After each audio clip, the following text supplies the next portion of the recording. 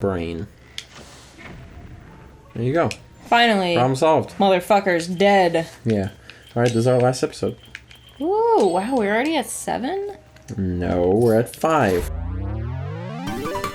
Aysha, you suck. Welcome back. We're only doing 5. Oh, we are? Yeah. How did I fall? Well, because we only wanted to go till 6:45 so we'd have time to go play Pokemon Go. I nice almost work. missed that. So yeah, we're not being super thorough or anything like that. I'm going on a road trip tomorrow with my Really? family. Where? Yeah, I don't know. We are literally going to just decide tomorrow morning what direction to start driving. Oh, you're doing that thing again. What thing? Where you guys are... Oh, no. Where you guys are just... Like, you said that one time where your dad was like, oh yeah, we're just gonna drive. Yeah, and just see where... Yeah, I'm guessing we're going to end up southwest. Grand Canyon type stuff. Nice. But I'll be back in time for next Friday so we don't have to cancel anything. Okay, good. Good, you better be. Good, you better be. Yeah. Alright, here we go. The trickiest thing in the whole game. You're no kidding. This matching up all the different, Oh god. So we're gonna die. Don't do it. Interesting strategy. Ah, see, now that's a genius. There's a genius in that brain of yours. Doesn't come out every now and then. Yeah, but she's in there. Or wait, it doesn't come out. What? It doesn't. It goes away quickly and then you say really weird things that don't make sense. It doesn't come out now and then. Oh, man. What the fuck happened? But sometimes it does. Okay, listener question. You ready? Mm-hmm. Oh, crap. I don't want to answer this. I was gonna touch it and I didn't touch it. That's alright. That's better. You can stay out of jail that way. That was a stupid joke. I'm sorry. That was really bad. I like that joke. No, it was a good joke. It was low hanging fruit. I like low hanging jokes. Alright, well, there you go. Nicholas Whitaker, listener question. Hey, there's a picture of Princess Queen Rudo. Really? Yeah, right there. I almost fell. Oh, yeah. Look at that. Wow, she's got boobs, doesn't she? No, she does, yeah. She's got big knockers. Yeah, my goodness. Zelda's got big knockers. That was that one. Yeah. Zelda's got big ass knockers. Or whatever that was, yeah. Why did I roll into that? Yeah, what's going on with that? That was one of the first episodes of Ocarina of Time. It was. Yeah. She does got big ass knockers. There was a lot of episodes of that. Save me, Paul! Will you ever go back and watch that playthrough all the way through? Hell no. Absolutely not. Maybe when I'm like 80.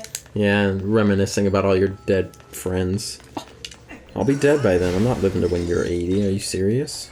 Probably falling off a cliff or something playing Pokemon. Anyway, Nicholas Whitaker. Like I was driving and playing Pokemon today. Oh yeah, I didn't even think about that. And I'm a horrible human being. Don't do that. I know. You do that at night when there's no cars around. No, yeah. Honestly, if you're gonna do it at 3 in the morning where there's no cars out. Jesus Christ, people can die like that. I saw a video of a dude like just crash into a cop car while he was playing Pokemon Go. Well, Cops then are sitting out like filming. I'm just kidding, no. Yeah, and then as soon as he got out, you know what he said? He said, "That's what I get for playing that dumbass game." And he had it in his hand. There was no cops in the cop car. They were like parked talking on the side, and then just boom in the background. Car just smacks into one of them. Yeah. No, people are getting hurt, so you gotta not do that. Not that I'm completely innocent of it, because like I said, it, whatever stuff. Anyway, Nicholas Whitaker. Finally, here we go. What's the best prank you've ever pulled off, and do you have any tips for an aspiring prankster? You did one on I love Kara. pranks when they go... This is why I didn't want to answer that. I don't like... Because these stories are so long, and I've told them so many times. I don't even know if I've told them on the show, though, I guess. So there you go. Okay, the thing is, if we would have got this question on the first episode of the day, maybe I'd be like, alright. But we're getting it on the last episode of the day. Mm-hmm. And I'm tired. And I don't want to tell these stories of... Oh, we tricked someone into thinking I was a homeless man in their attic. Oh, we tricked someone into thinking they got a disease from me touching their shoulder. Oh, we sprayed fart spray up the stairwell and made people think it was nasty. Oh, we put a phone in the ceiling of one of the rooms and I called it and pretended to be a ghost. Oh, I played Grand Theft Auto in English class and then just, you know. I'm trying to think if I've ever played pranks on anybody. No, because you're nice. You're a kind person. I know I have, but they're like not like mean pranks. Like they're always just like beautiful, nice pranks. Yeah, and it's somewhat of a fine line because like, think of the one we did. Here's a prank that we did sort of recently, where we tricked our friend Glenn into thinking I was a homeless man in his attic, because Glenn lives in New Mexico, and Jack and Laura and I were going down there. Well, Laura lived with him, but Jack and Laura and I went down there. Glenn didn't know we were coming, and so earlier that year, there was a trash bag in their little attic space, and Glenn thought it was a homeless man, and he called the police. And they came and they were like, "Sir, this is just a trash bag." So then after that, he told Laura, "I vow never to call the police again about something like that." So when I came to visit, he thought it was just Laura. And I was hiding in the attic and wearing kind of jumpy clothes. And we got a bunch of beer bottles out of the recycling and kind of put them around me. And so I just kind of laid there. And after about 45 minutes, him and Laura were hanging out downstairs. And I just started like making a lot of noise. Like, there was some big heavy metal things, and I would pick them up and sort of drop them. And Laura was like, "Glenn, what was that?" And it went on and on. "I think there's someone in the attic. I think there's someone in the attic." Glenn was like, "Shut up, it's fine." And then eventually, Laura said it would make me feel really good if we could just check it out. So, meanwhile, you have to wonder, where's Jack during all this? Because he ain't with me. What the heck am I? So I'm laying down in there in the attic, doing my best to, get my homeless guy on, like trying to really think like a homeless guy, feel like a homeless guy, whatever. This is, I think, back when I had that nasty beard that I had for a second, so it like worked in my favor. So I'm sitting there among the beer bottles, kind of rolling around. I hear them coming up. Glenn opens the attic door. Light starts to sort of shine in because it was dark in there. The attic door they have, it's not like an attic in the... It's like they got a second floor, and there's just sort of like a crawl space in the second floor for storage, and it's in that crawl space. And the bedroom is it's attached to a bedroom on the second floor. It's like basically in the wall, so it's not really an attic, I guess. So he opens up the crawl space door, light starts to sort of peer through, and Glenn says, and I quote, "Hey, bro, you've got to get out of here. You can't be in here," which is a hilarious way to handle thinking that there's a homeless man in there. He's very serious, very calm. I consider it very respectable of him, how he handled it. And I was facing away from him, so I kind of started to roll over and knock some bottles. He was like, "Get out of here, man. You can't be here. You can't be here." And then I rolled over. He noticed it was me, and he was like, "Oh, my God." And he started laughing and said he was very scared, etc., etc. And then, so I was like, "Yeah, we came down. I figured we could do. Jack couldn't make it because of work, blah, blah, blah, blah." Jack, of course, did make it. Where is Jack? The storm's rolling in. Bad storm. Because, it's New Mexico, monsoons and crap, I don't know. And Jack is out on the porch hiding. So I say to Glenn, "I'm really hungry. Is there any place like to get a pizza, whatever?" And Glenn was like, "Yeah, I'm really hungry too. I'd really like to get a pizza." So I pick up the phone, I pretend to call, ask for a pizza, because obviously I'm not calling anybody, I'm just pretending we got a pizza. Or no, I ordered a pizza. Another picture of Rudo. Or look not at Rudo, that. Look Princess. at those knockers, man. What's going on? The point is, pizza never showed up because Jack knocked on the door and pretended to be a pizza guy. Glenn went out there to pay him, and it was just Jack with a pizza we pulled out of their garbage earlier that day. And so he's saying, "Here, have the pizza." Laughed really hard. Jack came in. Great prank. Ha ha ha. Funny story. Great. What was the question? Oh. The point of me iterating what we did is because then I also think back of a different prank that I will not go into detail, where we tricked someone that Aysha's a friend of Aysha's, that she... God, it sounds even worse when I put it in these terms, and it wasn't that bad as it sounds, but we tricked someone into thinking they had a deadly disease. It was like that scare tactics show, kind of. But the way we did it, it was absolutely insane and ridiculous and didn't make any sense.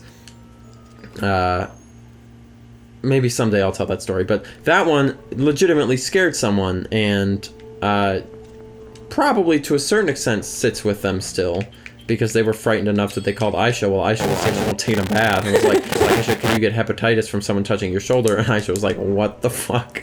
No. But the thing is, someone could have been genuinely scared of the homeless man prank too. You know, so it's not like what if Glenn was a violent human being? Yeah, or just a scare. Maybe he like could have developed some kind of anxiety about people living in his house without fear of homeless people. Or fear of people with beards, or I don't know. Fear of people with shitty beards. So like you can't really. I was on a roll for a second, and then I got out of the roll. I don't know. I swear that what I'm about to tell you is true. At least the last 6 minutes, I have no recollection of anything that happened. I think I remember you throwing a bomb once, and that's literally all. I don't remember where or what it was. I absolutely zoned out. That's really scary. Yeah. Oh my god. Because I was definitely looking right at the screen and watching all the action. And I have no recollection of what happened. No, we looked at Ruto. I remember Ruto's boobs. That's it. Yeah, that's the only other thing I remember. So it's difficult to determine if you are going to come off as a jerk with the prank. You have to do your absolute darndest. But if you do, there you go. How did it touch me? If you do it and you come off as a jerk, you shouldn't say it's not my fault. It's not my fault. It's just a prank. You should say, "Geez, I'm sorry. I should have judged better." It's still on you. Feel free to pull a prank. Do your best not to make it a mean prank. But you can't always predict beforehand if it's going to be a mean prank. If it turns out that it's a mean prank, which isn't up to you to determine, it's up to the person that you're pranking, then you got to just apologize and do your best to go on with it, right? It's kind of like when... this isn't a perfect example, but it's a little bit like if you say something very mean... and someone's like, that was mean. You can't just be like... or if someone says you're being an asshole, you can't just be like, no, I'm not. That's not like how that works. You're not the one who gets to decide if what you said was hurtful. You know what I mean? Or like if a prank that you did was hurtful, or if destroying a house is hurtful. Hey, we made it back to this little area. Nice. So yeah, do your best. Pranks are fun. Also, Nick said this is a great episode. Whatever episode that was, probably some crappy episode. Aisha's doing really well with the editing. Smiley face. Great job, Nick Whitaker. That was a lot of talking from me. Aisha, your turn to talk for 10 minutes. Tell us a story. We might actually be done. I talked for way too long. And I apologize. That's okay. I prefer it when you talk because then I can actually play the game and then people don't make fun of me. True, but then we're not paying attention to the game. Then I say, Aisha, you suck. Have people ever said that in a legitimate way? No, but they said this is boring. Yeah, that's worse though. Yeah. I'd rather they be angry than bored. I hope that Cannonball's still in here. That's a good question. I guess we're gonna find out in a second. What's nice though is once you switch the hookshot and the bombs, he's doing good. There you go. Off it goes. I just got the biggest hunger pang in my stomach. Right? I only had cereal today, and then I had coffee, and then I had espresso because my parents got an espresso machine. Oh, that's amazing. And then I made cappuccino with soy milk. So you are hopped up. No, I'm crashing. Oh, God. Yeah, you're going to need more caffeine. That's another one of the reasons I'm actually very happy that you not introduced me, but basically introduced me to tea at a time when I was susceptible to making that switch in my life, know?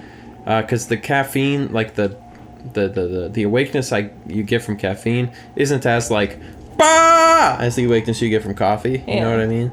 It's not as strong, but it's a nice, smooth,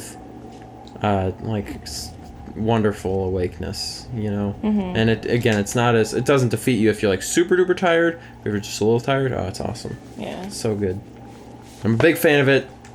Thank you for introducing me to tea. In a way, it's I drink it all the time. I went from 6 cans of soda and a 5-hour energy every single day to just 2 cups of tea a day.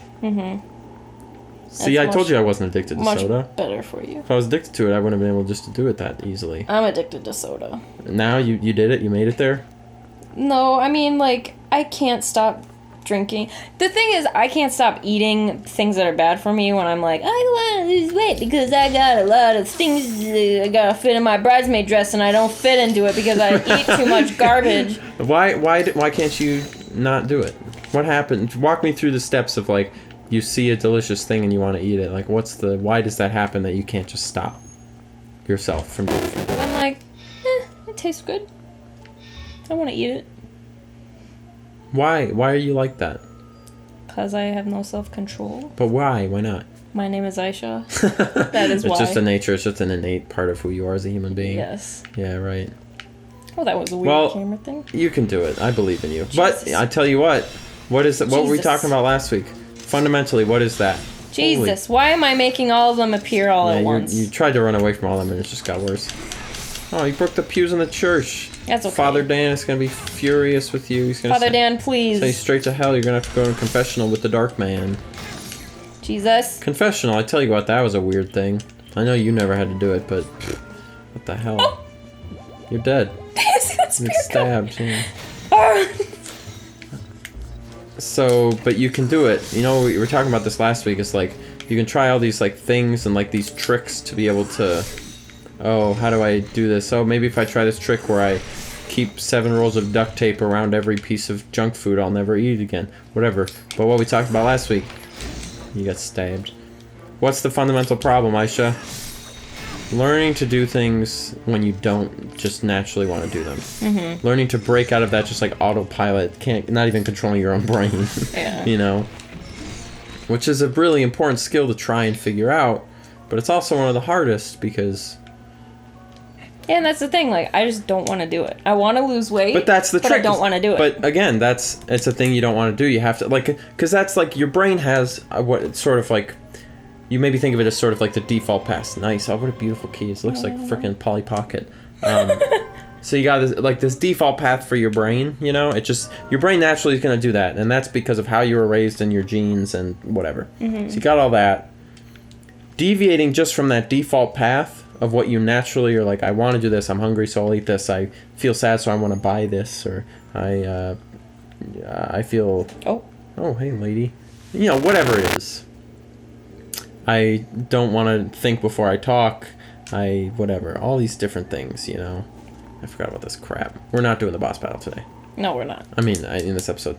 So, yeah, learning how to break out of that is a really difficult and important thing to do, right? Mm-hmm. Because that gives you the skills to stop eating food you don't want to eat, or whatever. But the thing is, like, if I just lost weight, I'd still want to eat that stuff. Yeah, but it's not like you ever get rid of the wanting to eat it. Mm-hmm. The trick is to not doing it just because you want to, which is just about practicing doing things when you don't want to do them. Mm-hmm. You know? So that's... Which is also similar to the problem with playing video games that you're trying to play, you know? Your default path is pull out the Pokemon, go on the YouTube, whatever. Mm-hmm. It's just breaking out of that. And even if it's something as simple as playing a game that you don't feel like playing, because you know that you want to be someone who plays games consistently, it's just part of how you learn it, you know? It's part of that. Don't want to get into a habit and just be a robot. Just Which a cog. I feel like I'm becoming a robot. Stop it. Do something new and interesting with yourself because you deserve it, and you've got a brain that can create beautiful things and have great experiences that are better. Well, part of my me buying a bunch of shit, I bought 2 Two what? Oh, Figmas. I bought 2 Figmas. 2 Fig meals. I bought 2 Happy Meals. No, I bought 2 Figmas, and I'm gonna swap heads on both of them, and then I'm gonna make a custom Tato Kasane. Are you gonna do it? Yeah. You're gonna do it. I am. I got one like that because I'm gonna use her body. Even if you don't want to do it, even if you start to do it because you have the inspiration, and then the inspiration goes away, then what do you do? Still gonna do it. You're still gonna do it. Yep. Good.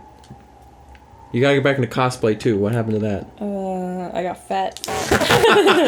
All right, we gotta be done with the episode. We're at 20 minutes. Okay. Oh, she painted her toenails. Wow. Yeah, she did. That's adorable. Nice. Anyways, goodbye. You already walked away. Yeah, He said, fuck this.